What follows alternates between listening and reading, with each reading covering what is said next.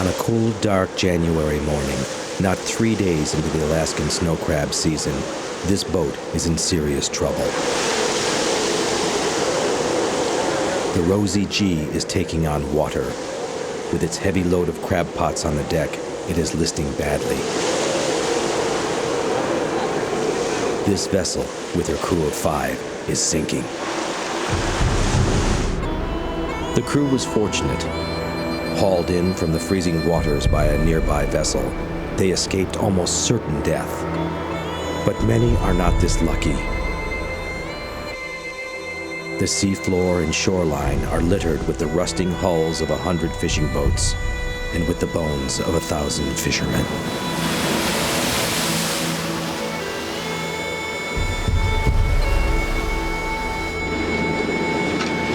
Crab fishing on the Bering Sea is extremely dangerous.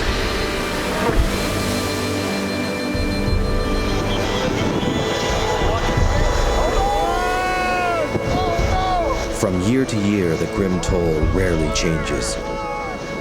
One fisherman will die almost every week during the 2-month season. This is considered by many to be the deadliest job in the world.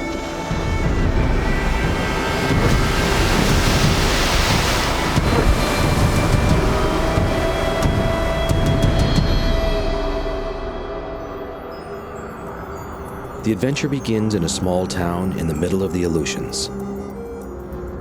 A string of bleak volcanic islands that stretch over 1,000 miles into the Bering Sea. This is the busiest commercial fishing port in the United States, Dutch Harbor. The town was founded by Russian seal traders in 1768. Their Orthodox church still stands as a beacon for souls lost at sea.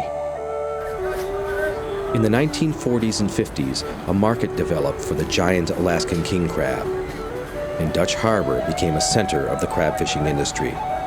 The world's appetite for king crab soon outstripped the supply, and the smaller opilio crab, commonly called snow crab, filled the void. Today, most of Dutch Harbor's 4,000 inhabitants work in the shipyards or processing plants. But the town is also a magnet for adventurers who come from around the globe to risk their lives for a piece of the billion-dollar payoff. And the money's a good payday, you know? There ain't nothing like it. It's a gamble. You gotta admit it's a gamble, but I like taking this gamble. It's one I choose to accept. I work half the year. I make more than most people make in a couple of years in half the year. But for some, the costs outweigh the rewards. This year, cracked 2 ribs. Don't know the extent of the damage to my knee yet. My boat blew up. I burned my hair off. I got my hand tore off halfway. All my skin was off my knuckles. Bear claw, lion claw, and my claw. Other than that, it's been a great year. This is a different breed of men who make a pact with and accept the consequences of a cruel sea. Crab fishing is a gamble from start to finish, and the betting begins at a warehouse in Dutch Harbor. This will be a closed meeting for members only.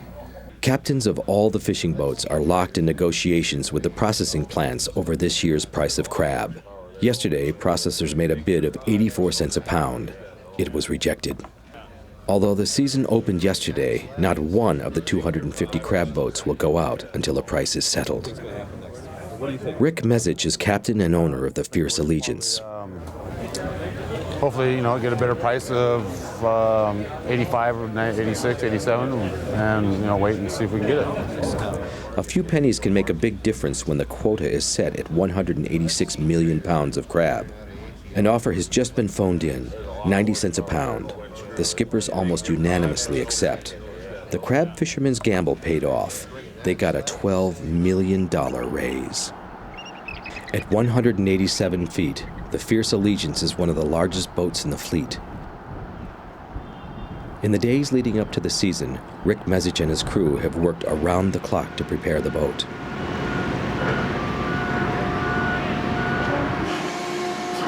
Tony LaRussa has been the deck boss of the Fierce Allegiance for many years. He knows all too well the dangers that lie ahead. The weather could change on us. It's out here, it changes every second. 1 hour it can be flat calm, the next hour it can be blowing 40, 60, even 80 miles an hour. You work 30-foot seas that could be hitting you broadside, and with 250 pots on board, or even 200 for the smaller boats that are out there, it's a very dangerous situation that you get into. Because on the way out, we could be hitting weather, we could be hitting ice, and this whole stack could be a complete ice cube by the time we get out there. Ice collects on the mountain of pots on the deck. A top-heavy boat can easily flip and sink. The chief engineer, Eric Whitaker, is responsible for keeping the powerful diesel engines running at all times. Also on board the vessel are 3 fishermen who have braved this treacherous season before: Danny Soria, his brother Johnny Soria, and Tim Probst have paid their dues. They are the full share guys. Signing on for this trip are 2 first-timers, commonly called greenhorns. Joe Johnson is only 19 years old. My favorite part about fishing is probably the works, man. It's about in the money. Yep, that's about it. Nathan Ellington is 21. My job basically is just to do whatever I'm told and try to do it as fast as possible.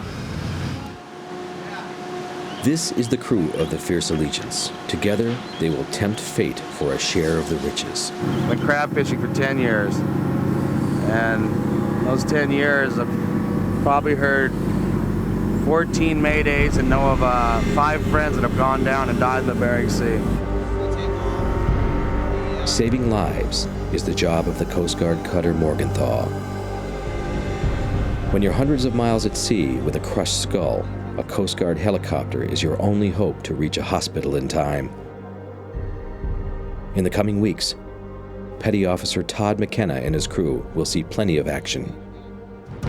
We're basically here to respond to any emergency that might arise. Generally, during crab openers, there's a lot of medevacs, smashed hands, closed head injuries, concussions, pinched limbs. Also on board the Fierce Allegiance is Lance Nylander, owner of Seattle's Dungeness Crab Works. He plans to test some new inventions under the harsh conditions of real crabbing. My job is to build the best aquatic traps in the world. The way I see it, that is my goal. With all 250 pots mended and prepped, it's time for the crew of the Fierce Allegiance to stack them on deck and prepare to head to sea.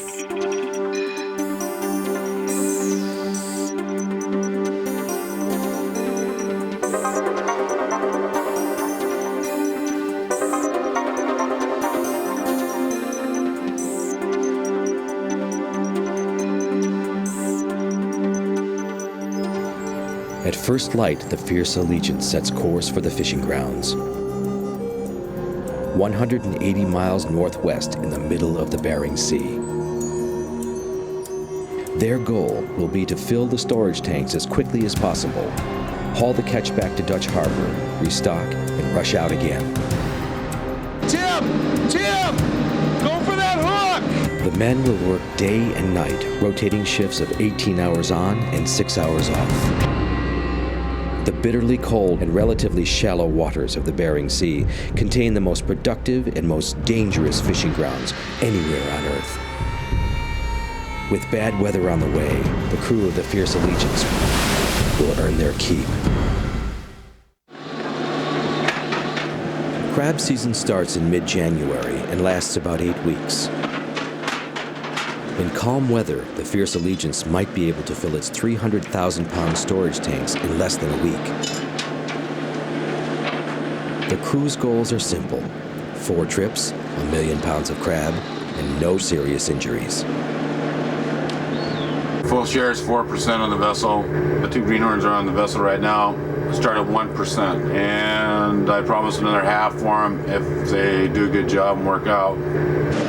A full share crew member could earn up to $50,000 for just 2 months' work. That's the lure that draws them to risk almost everything. Right off that pull 3 at a time. I didn't hear that! greenhorns are introduced to the grinder, a nasty, growling machine that chops up blocks of frozen herring for bait. Over the next 8 weeks, these young men will spend hundreds of hours feeding this machine, churning out a constant flow of chum for the crab pots. 1, 2, 3, 4, 5, 6, 7, 8, 9, 10, 12, 15. A machine that grinds bait can also grind fingers. Nathan, never open that up when it's running and stick your hand in there. You never need to open that up. Let it stop, and then you can open it up, stick your hand, and that's open that up, put your hand in there with the thing running. Or put it down inside there. Never go past this with your hand, never open that cover up when it's running. All it does is catch one corner of your glove, suck your hand in, and you won't have one.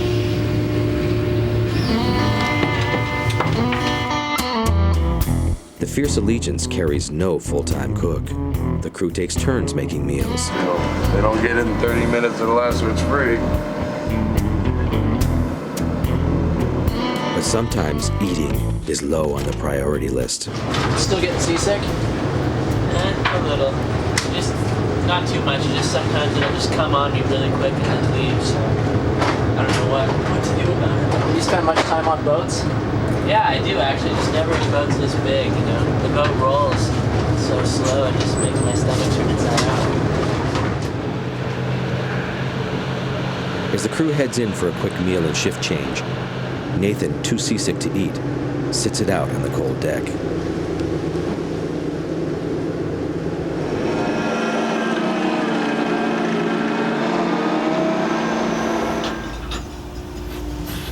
A few test pots have been launched and pulled back.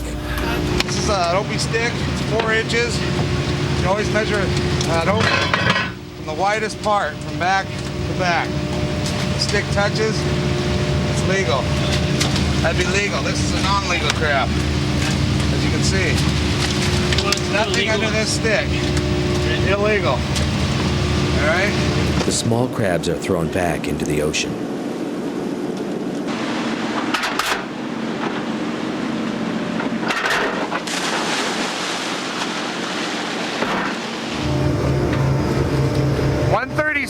.136 has the plastic tunnels of lances.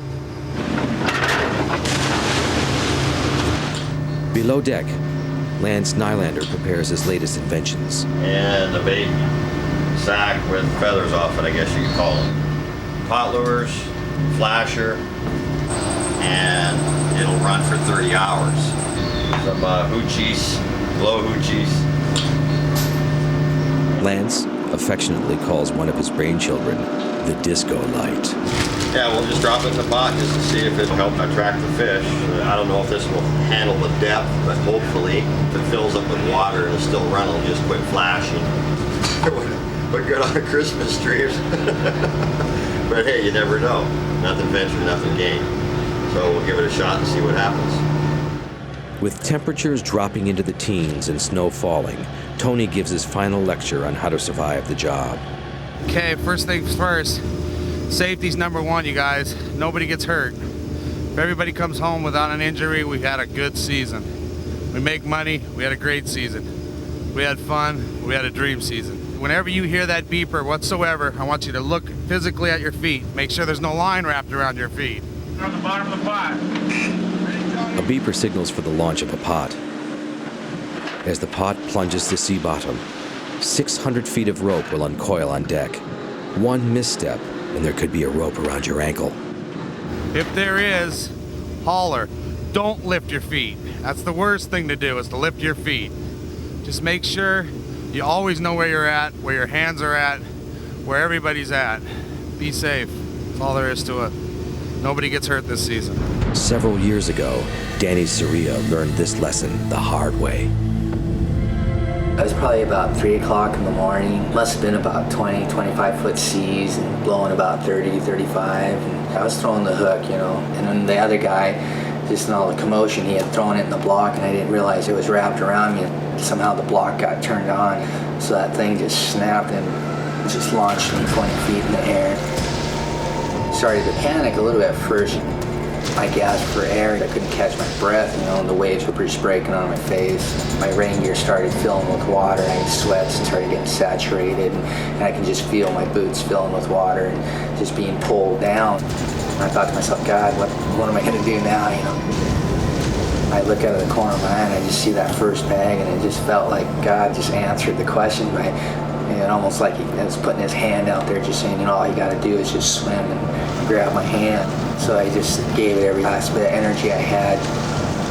So once I made it to the big one, it's like having something to hold on to, Now it's pretty comforting, because I don't really think I would have made it if it wouldn't have been for that little orange bag. I saw the lights of the boat start turning around and coming back, so it's just a big sigh of relief. It was like, everything's gonna be all right. All I gotta do is hold on to this bag. I remember seeing Tony on the deck there. There he was, just sitting there. He had that hook in his hand, and he just gave me that look. He just made eye contact with me, and he had that I'm not gonna let you down. I'm gonna get you. I'm gonna get you. To this day, I owe both Rick and Tony, pretty much my life, because they did come back and get it. So, I owe them a lot. Danny was lucky. He could have easily died in the freezing 30-degree water.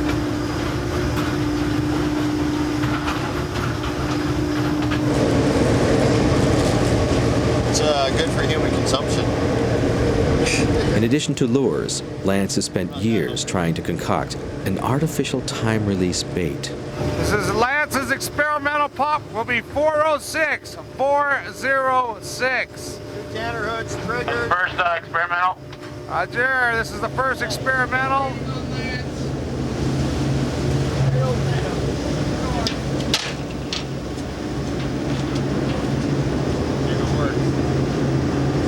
What's Lance's nickname? Einstein. He's Einstein. Why do you call him Einstein? Because he does all the studies on all the pots on how to catch a crab a lot quicker. Any of them work? Let's just say that more of them haven't, but some of them do. There's a couple. They're all good ideas. Ready to go. As the sun sets, the crew begins to launch the first string of pots. We're gonna throw 250 pots out, varying from anywhere from 30 pots to 40 pots a string, and we'll keep setting until they're gone, until we have a clean deck, and then we'll turn around and start picking them up. You're gonna open that side of the door. The pot launching will continue throughout the night. Tony assigns the greenhorns specific tasks. They get the idea, but executing will prove hard and sometimes scary.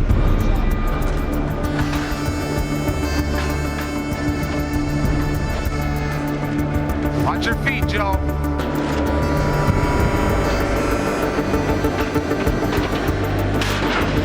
After you hook that up, go for that other hook.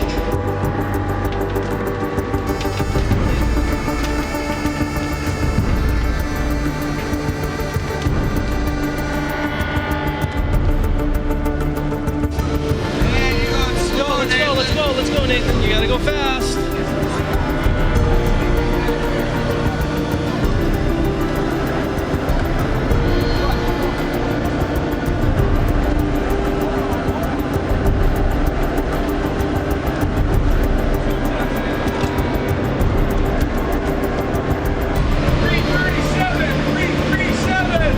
Let's get this pot up ready a lot faster than that.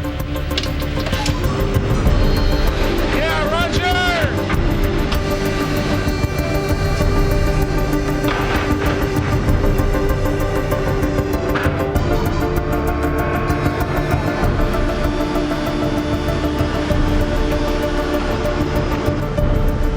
As fast as they can prepare them, the men launch the pots in freezing weather. The greenhorns grow cold and tired. It gets harder to stay alert to every detail. The work is very physical and extremely dangerous.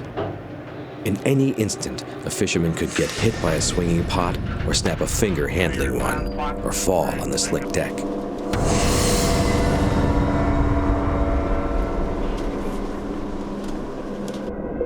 Along the continental shelf, the seafloor suddenly rises from 2 miles to 600 feet.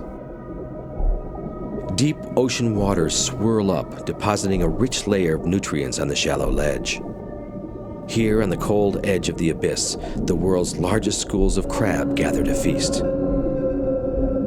They are attracted to the pots by oils released from the bait jugs filled with chopped herring.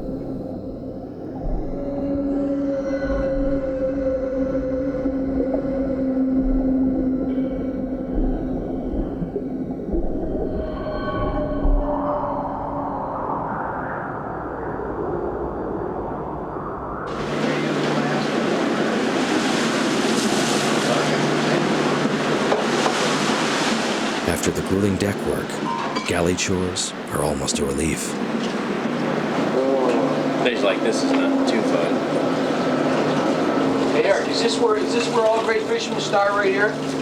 Like this? Oh yeah. Right? Oh yeah. Luckily, I'm not going to make a profession out of fishing. Oh boy. As soon as you get your paycheck, it's all over. Your hook, line, and sinker. What do you think I said 3 years ago? Oh, I'm not gonna do this. I'm just gonna make a little quick money. That's all I do now is fish. You're in, buddy. Yeah, but as soon as you get home, you'll be home a month. You'll forget all about how bad it was. No, I'm telling you. I already skipped a couple of seasons. Don't lie to me. I know. It's okay, you don't have to lie. Hey, I'm throwing this in the, Just because you got caught in the trap doesn't mean I'm not. Trap? Yeah, that's a profession, man. The trap of being out at sea. What are you gonna be, a florist? Flower arrangers are pretty good. Less stress. It's a noble profession, I'll give you that, but I'm telling you, you're trapped. You're a fisherman now. Just accept it and get on with life. Wow. 24 hours is weather coming up. Not only you have to watch what you do, but you have to watch the signalers. When the signal, one long horn, means clear the deck no matter where you're at. The buzzer. It's every man for himself. When that comes on, it doesn't go off. That means you drop whatever you're doing, you get under shelter. I don't care what you're at or what you got a hold of, you just run. You get under the shelter. With bad weather on the way, the greenhorns will hear the alarm much sooner than they could ever imagine.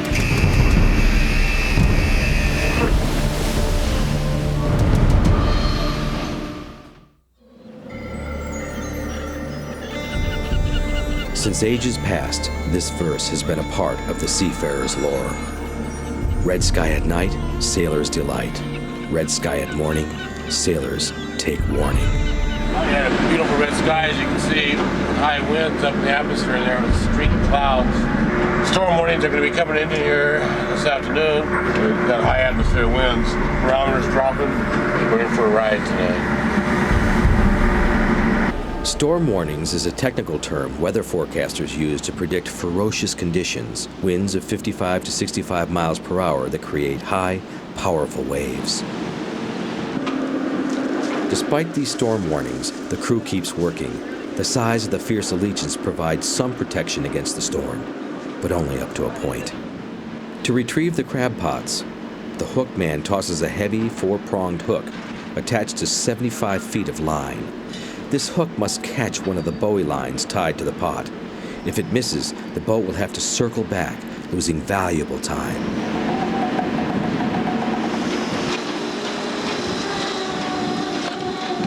After sitting on the bottom for 20 hours, the first pot of the season is winched up. The numbers are excellent. Oh yeah. First pot looks pretty good. So things are looking good. Keeps up this kind of average, everybody's gonna be smiling in about 52 hours. But the storm is moving in, and soon a smile will be the last thing you will find anywhere on the Fierce Allegiance. Come on, you guys. We gotta use our heads, man. We're getting so far behind. You got three guys on that side of the table knowing by the shit shield. How effective is that? I'm not gonna be out here for 12 hours a day.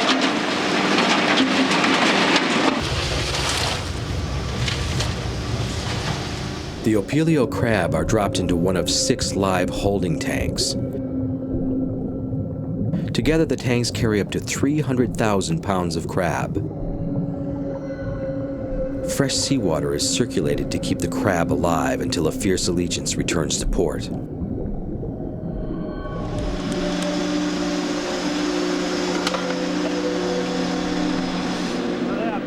The greenhorns aboard the Fierce Allegiance are quickly learning the craft of crab fishing. Sometimes the hard way. Right here with the buoy!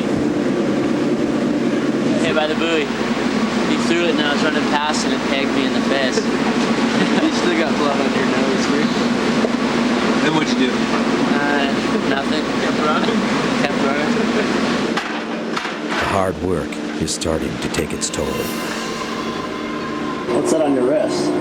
Oh, it's a brace. You wake up during the night with your arms all numb. Your hands will hurt. Just gotta, it's all you can do just to get them moving. You wake up in the morning with the fist. Some people call it a claw, because you can't open your hands until you start using them a little bit more and more. The Coast Guard has received a report of a man overboard from the fishing vessel West Point. Keep a sharp lookout for signs of distress. Assist if possible, and notify the nearest Coast Guard station. Early the next morning, Rick picks up a call of a man overboard from the Coast Guard. Yeah, there's a rescue helicopter, Coast Guard helicopter flying around now looking for a man that got washed overboard this morning in heavy seas. And we have a cutter right now off our starboard side looking for the body. The search for the man overboard goes on into the night. And hopefully they'll find the body, but there's a good 99% chance they won't find the body. It's just on the radio, somebody got washed overboard.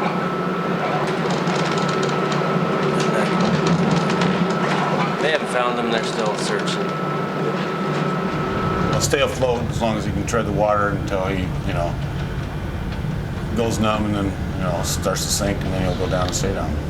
The body was never found.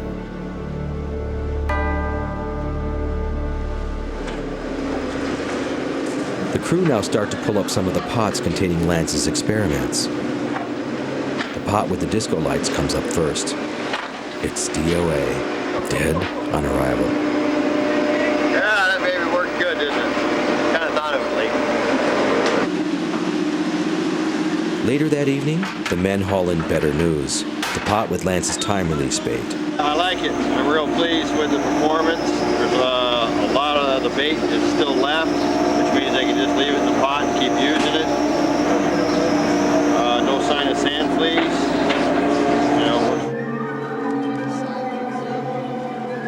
Sand fleas aren't actual fleas, but rather tiny aquatic creatures that can devour the bait from an entire jug before the crabs arrive.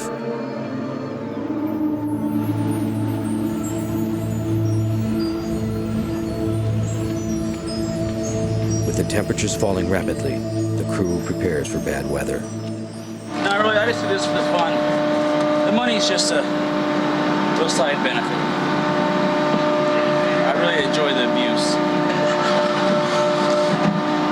What sort of abuse is that? Pain.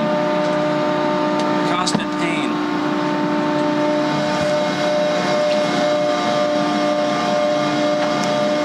What's the idea of the tape around the boots? Oh, so the waves don't make it up your pant leg. Fill your boots up with water. Which will happen if you don't tape them up. That's a guaranteed fact. There's nothing like working 18 hours a day with wet boots. Working on deck is a very physical job. It can be very cold and wet. You get a 40 or 50 knot winds out of the north or northeast. The chill factor starts going down. We'll start making ice. The temperatures below zero. They're 18 hours on the deck, but they get paid well for it, and they work hard for it. The Fierce Allegiance tanks, pumps, and powerful engines are monitored closely by the chief engineer. Change out a valve on the aft wraparound ballast tank. Probably an obstruction in there. We'll take it apart, free the valve so you don't get any leak into the ballast tank. Before fuel goes to the engine, it must be carefully filtered to prevent contamination by seawater. If the vessel were to lose power, it would quickly be at the mercy of the waves.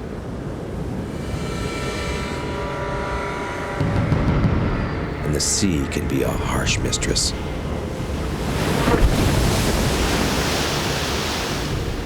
as she was a few years ago to the crab fishing vessel, the Alaskan Monarch, and Captain Morris Hansen.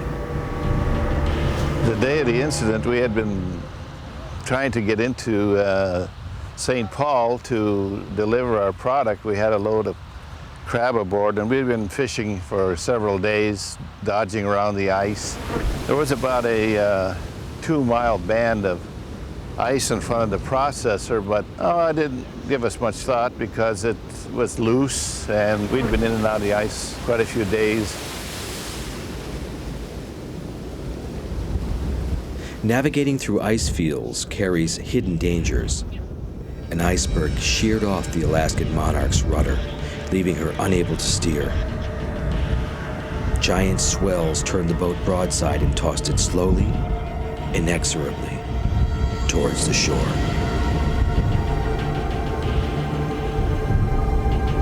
As it crept closer to the rocky coast, the Monarch sent out a mayday. We're not grounded yet. This is the chief engineer. We have not grounded yet, but we are real close. Asking Monarch, Storrs, Roger, get somebody out after your pilot house here. We're going to shoot you a line here. This is the engineer, William. Stand by. The Coast Guard cutter Storrs tried to fire a tow line to the stricken vessel. Not. Fire! Come on, baby.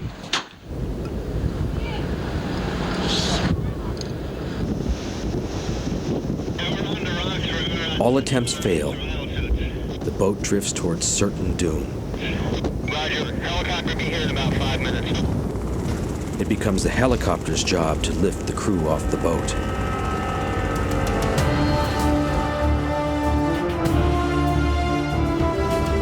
At first, the rescue goes smoothly. The Coast Guard helicopter hoists one crew member after another off the bow of the boat.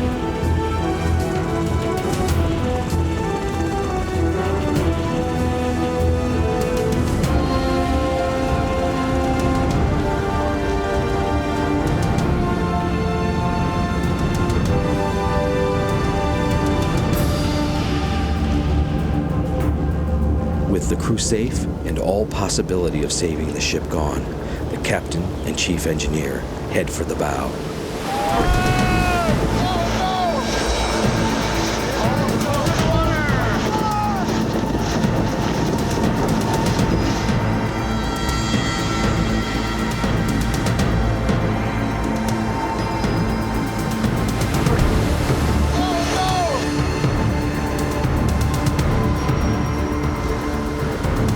The helicopter pilot's job now gets much more difficult and dangerous. The basket has to get close enough for the men to grab it, but the waves keep pulling them away. The maneuver must be performed before the men lose consciousness or strength, before they freeze or get pulled under, or are crushed between boulders and car-sized blocks of ice.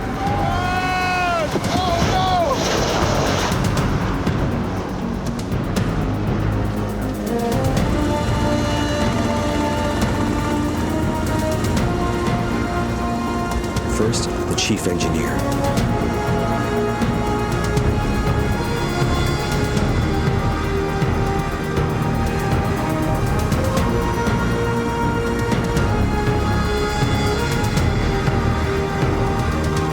And then, Captain Hansen.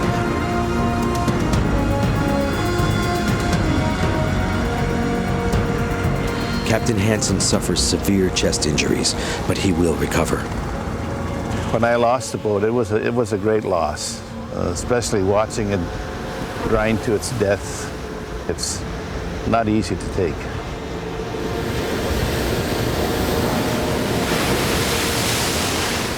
In the next few hours, the Fierce Allegiance will face the full force of the worst storm to hit the Bering Sea in 18 years.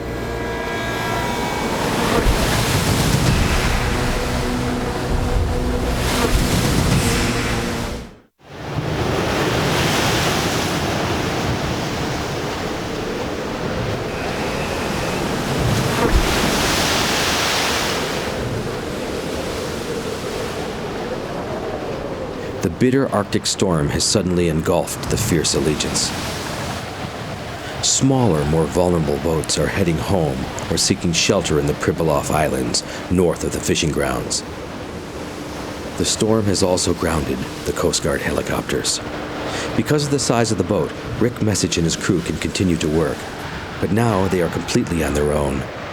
If they get into an emergency, there will be no one nearby to respond.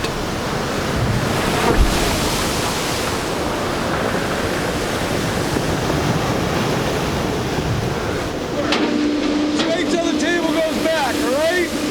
It ain't worth it. It really isn't worth it.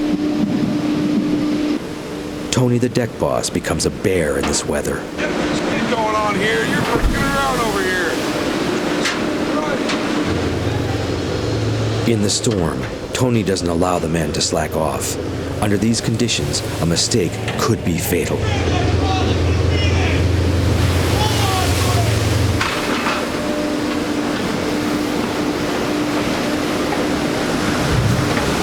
The winds are tracking at 80 miles an hour, and the waves are cresting at 38 feet.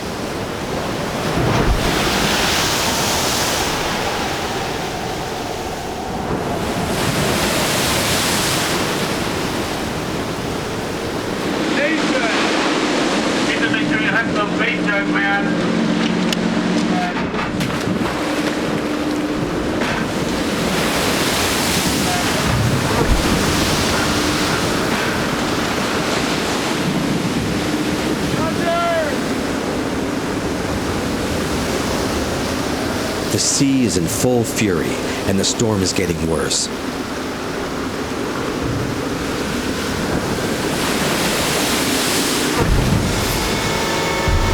Real fear creeps into the minds of the men. Come back there, watch your starboard side there, Money Mike. Rogue waves slap the deck. It's just nasty out here. Just prone to injury out here. Once waves begin to surge across the deck, even large boats no longer provide protection.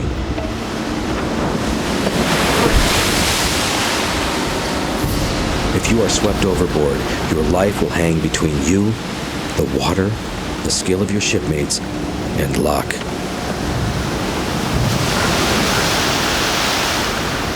Until the storm lets up, crab fishing in the Bering Sea will be pure hell. 3 more pots back there. Go up. Hey! Here, get over here, get over here.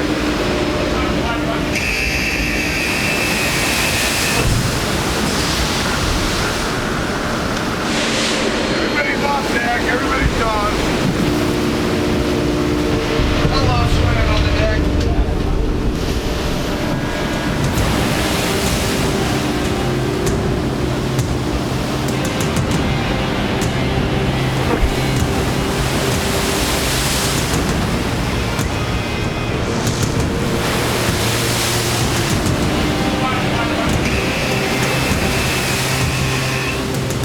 By nightfall, the storm has grown so violent that even the men of the Fierce Allegiance must abandon their work.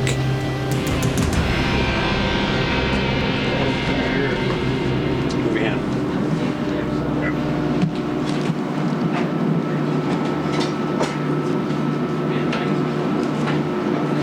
When you're done with that, bring that back. We just saw it's the last one on the boat. Yeah, they're stocking these things. Make people keep for sentimental reasons. Nothing sentimental about an injury.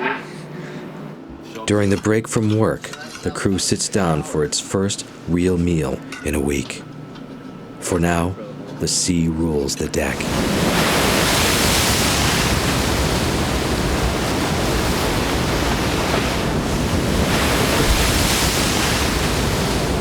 Had my back to it, didn't even see it coming, hit me from behind, washed me into the launcher. Ice climbing. That kind of got me wet. So your breakfast is for Advil?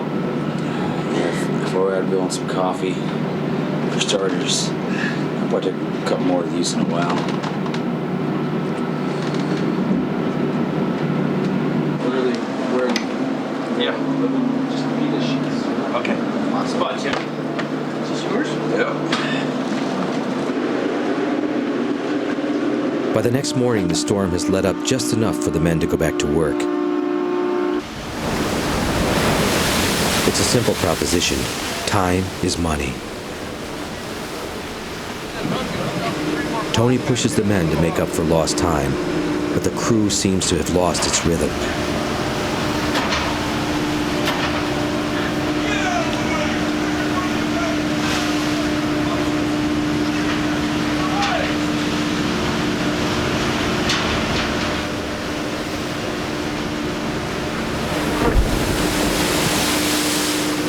The crew struggles against gusting winds and high seas, while productivity continues to fall. 72 pots, though, we got in. Well, we worked hard at it, that's for sure. They battled steady 20, 25-foot seas. These may be the most dangerous times of all. The storm surges erratically, and fatigue muddles the mind. If you let your guard down for even a moment, the price may be your life. Try to imagine the terrible death that every crab fisherman dreads. You are working on deck. A rope gets looped around your leg, but you don't notice. The pot gets launched, and you are yanked overboard with it.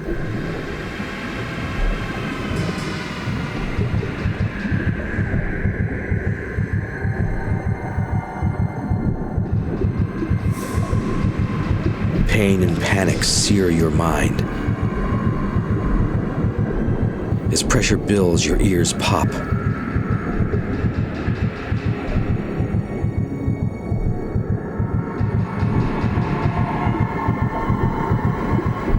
The 2 quarts of air in your lungs are your only tie to life.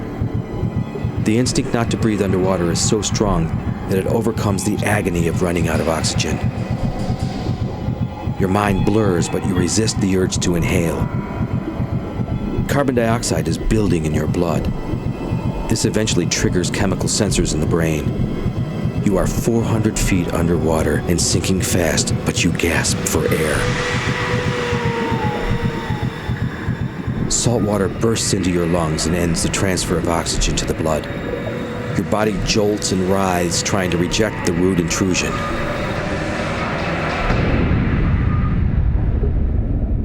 The pot hits bottom at 600 feet.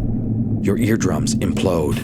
Your pulmonary artery is constricted and is sending blood only to the lungs, where there's supposed to be air. But there's none left. Deprived of oxygen, you soon black out.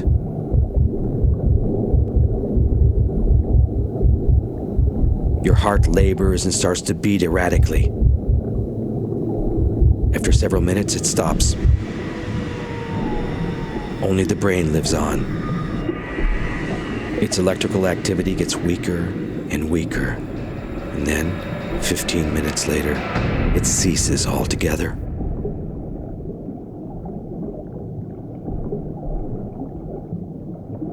Like a hanging cod, you are now fair game for the creatures of the deep.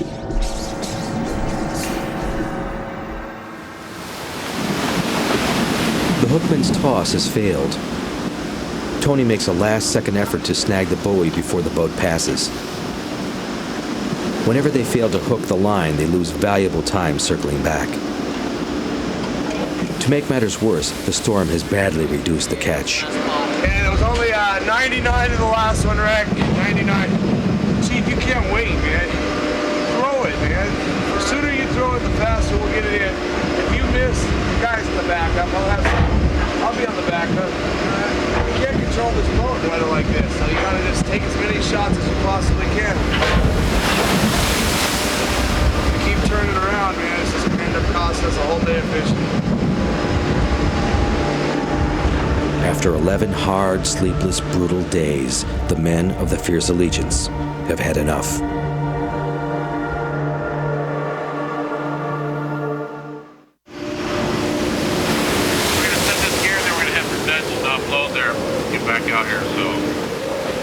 The holes are filled with crab and supplies are running low. It's time for the Fierce Allegiance to return to port. Hey, grab the rest of the bait jugs out of the freezer. I right? There's no more, okay, use up all that bait that's in the bait bin, put it in the sacks, let's get it ready. Going back, all right.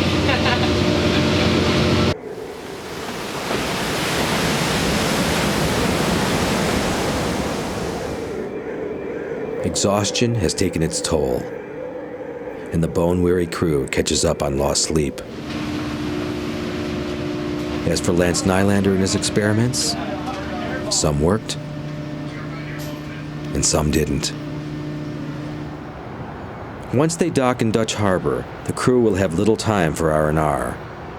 The boat will stay in port only long enough to unload and restock with bait and supplies. The first catch of the Fierce Allegiance turns out to weigh 270,000 pounds. At 90 cents a pound, that means almost $250,000. The live crabs go directly from the boat to a processing plant. There, they are sent through a hopper, then eviscerated into 2 sections. The gills, which are inedible cartilage, are ground off the crab cluster. Then the crab is sorted according to size, boiled in hot water, chilled in a series of cooling tanks, and frozen. The frozen processed crab is boxed and ready for shipment all over the world.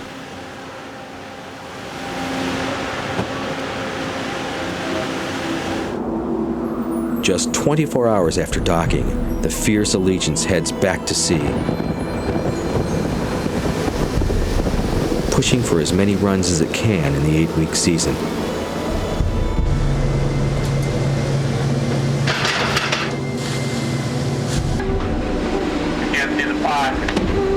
By the end of the season, it will surpass the million-pound goal by 100,000 pounds and earn just shy of $1 million. And despite the worst weather in 18 years, the entire crew will make it through the season bruised, battered, but unbeaten. Even with all the modern technology, crab fishing still fits in the ancient mold of men against the sea. The crew will heal and share their stories with men from other boats. Stories of storm blasts, towering waves, and near-fatal spills. And the greenhorns will begin to amass the stories of their own lives at sea. All fishermen have tales to share for as long as they stay with the job, or as long as they survive. The Coast Guard will attest to the season's tragic toll. It will assist 26 vessels, radio medical advice 9 times, evacuate 16 crew members, and search for 2 men overboard, whose bodies were never found. The season's greatest tragedy will strike in its last week. A boat called the Lin J will sink and take the lives of all 5 crew members. Overall, the fatalities will confirm once again why crab fishing in winter in the Bering Sea is considered the deadliest job in the world.